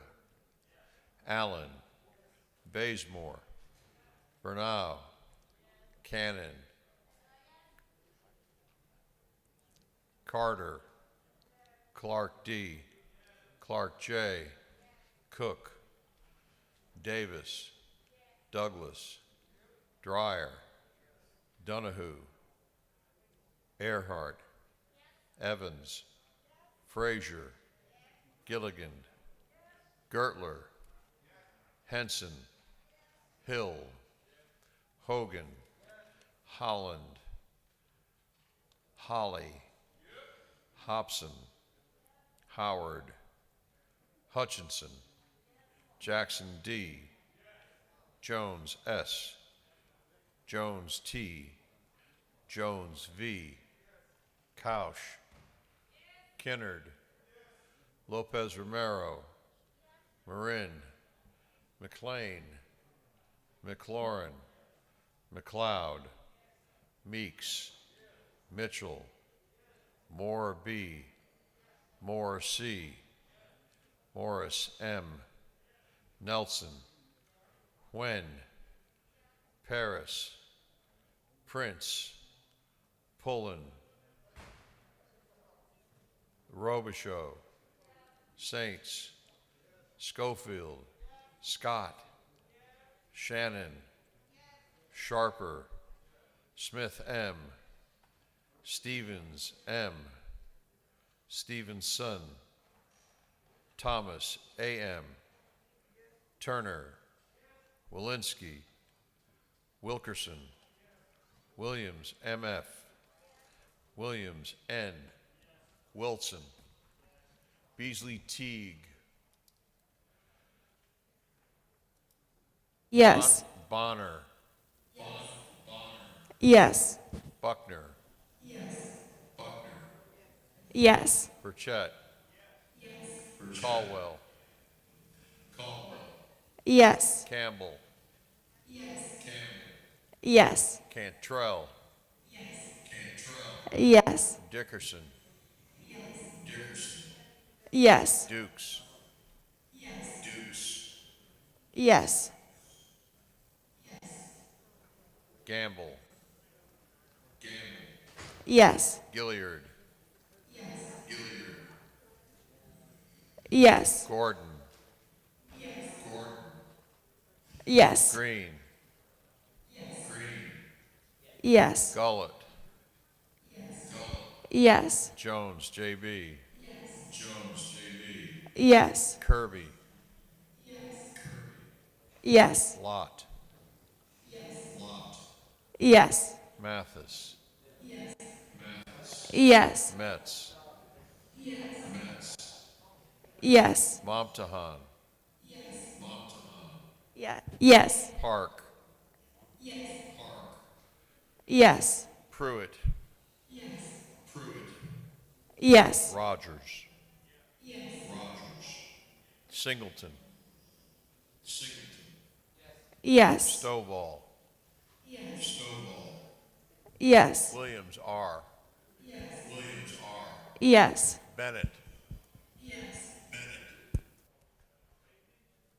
Beverly, Bodie, Carpenter, Cooper, Donahue, Estration, Hughley, Jones T, Laricchia, McLean, Paris, Petrie, Powell, Stevens R, Taylor, Walensky, Williams A.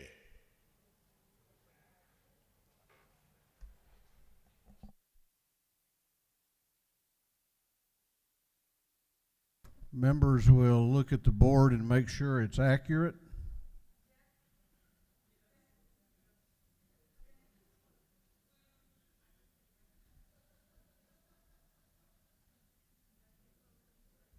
No, you need to pull that down.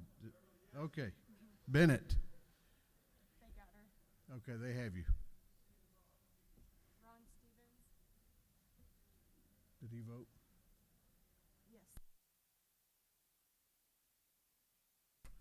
Okay, members, one final look at the board. Clerk will lock the machine on the passage of Senate Bill 435. The ayes are 161, the nays are 0. This bill, having received the requisite constitutional majority, is therefore passed. Clerk will read the caption to Senate Bill 123.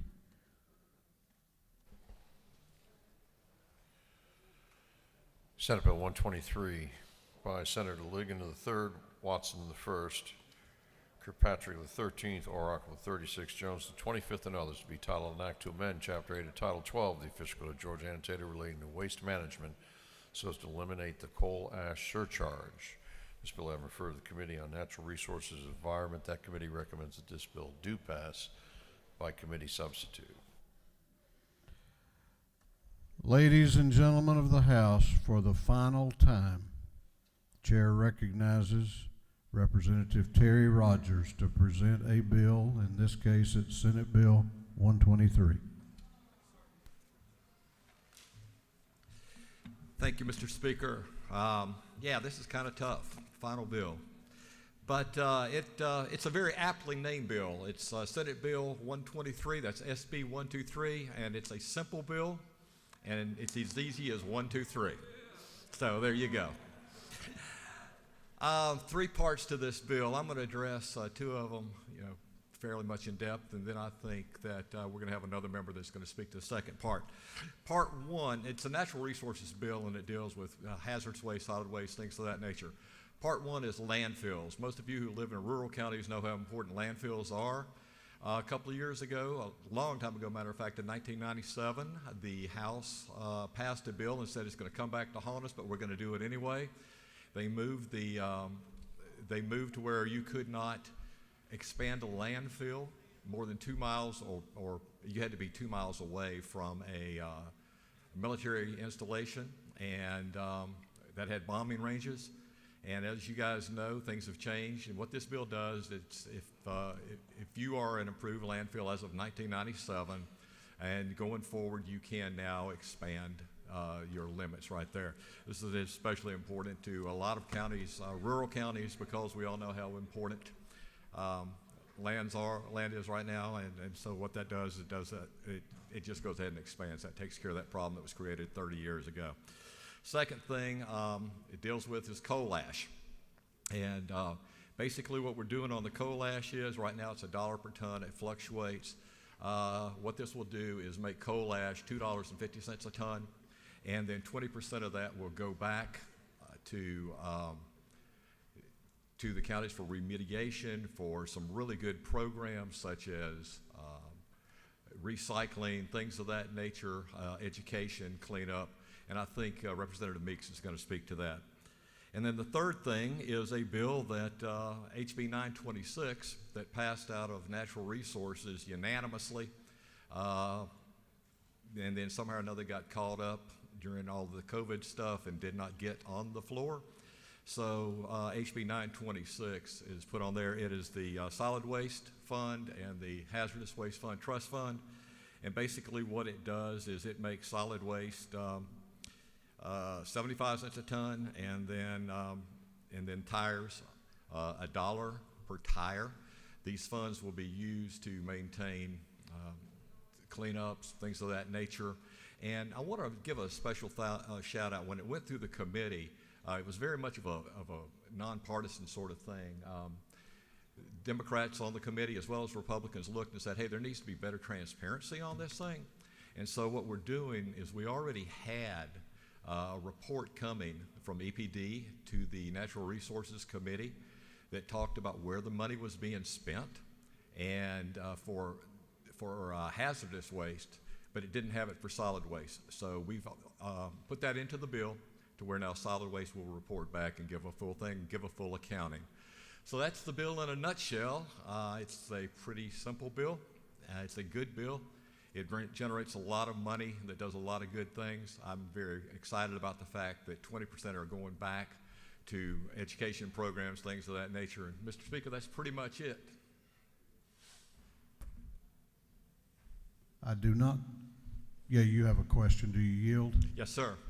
Chair recognizes Representative Jasmine Clark up in the gallery to your right.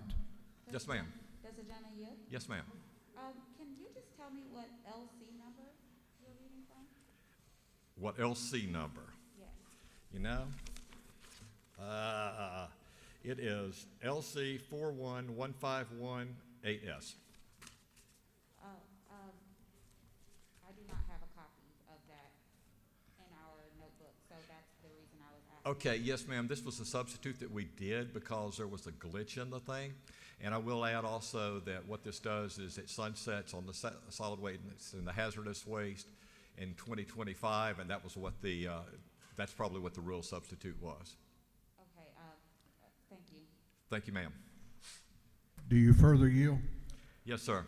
Chair recognizes Representative Kirby in room 341. Do I have to take that?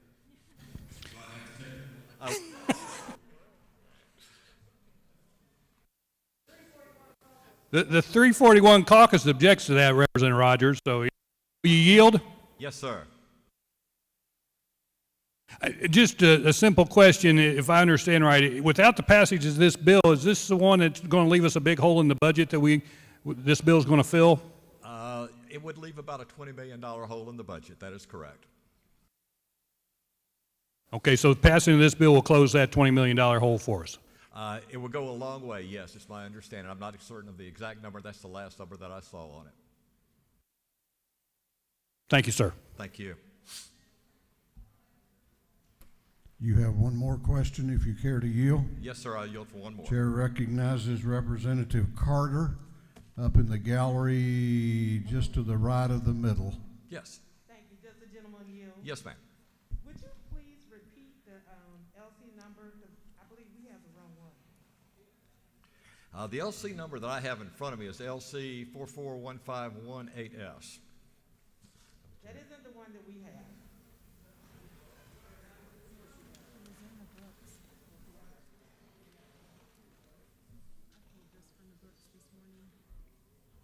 The right one? Yes. Does the gentleman further yield? Yes, ma'am. Would it be possible if you would allow us to receive the bill, table this, and come back, or is that a question for the speaker? I think the reality of the situation is if there is a little bit of confusion there, right there, the only thing might be with a date change on it.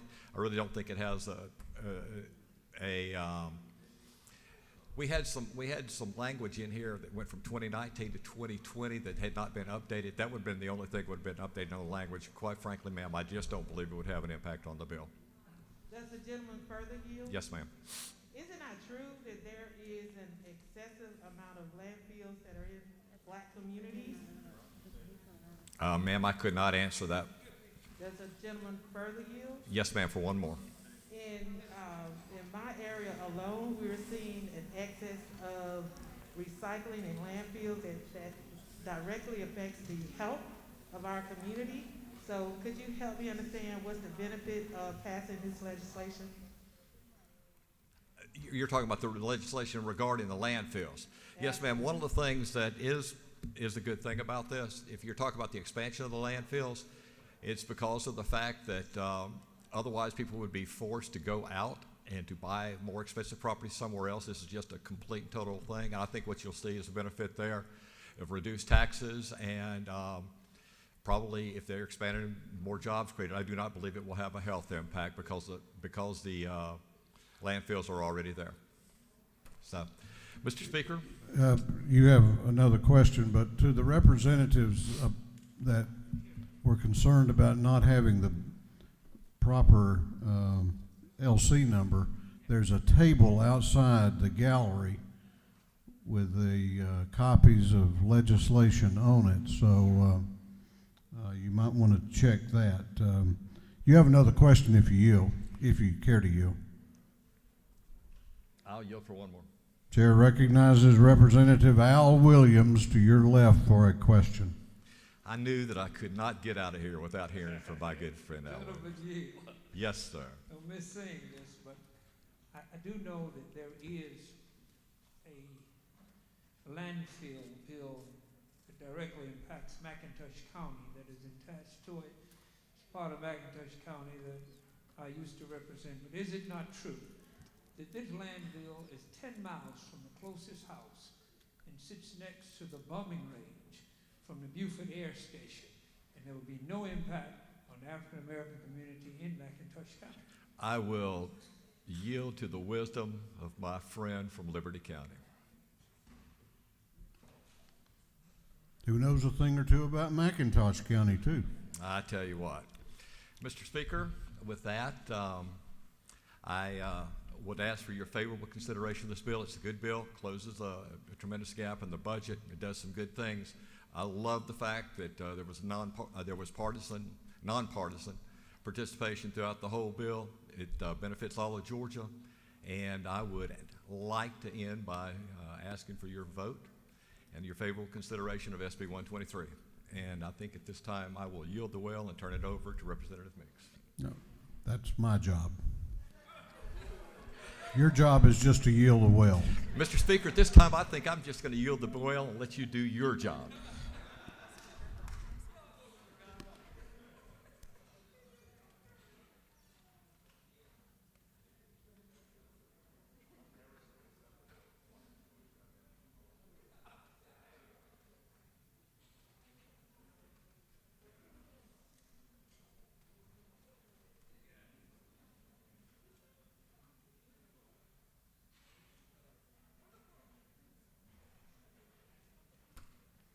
Chair recognizes Representative Meeks to speak to the bill.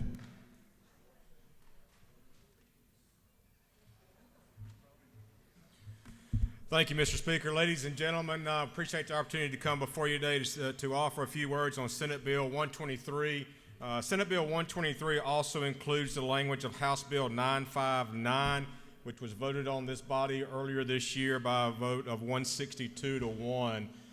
This portion of the bill deals with the tipping fees of coal ash, which is a very important issue in my district at home and very important to the people of Wayne County and surrounding counties. It simply does nothing more than raise the tipping fee to $2.50 per ton, which was a delay in implementation of legislation that was passed by this body more than 2 years ago. Given that there are other facilities around the country that are being mandated to be excavated and cleaned up, we certainly don't want the out-of-state coal ash to come to our state. So I would urge favorable consideration on House Bill or Senate Bill 123. And Mr. Speaker, unless we have a question, I'll yield the well. You have a question if you care to yield. Yes, sir, Mr. Speaker. Chair recognizes the Majority Leader of the House, Leader Burns, for a question.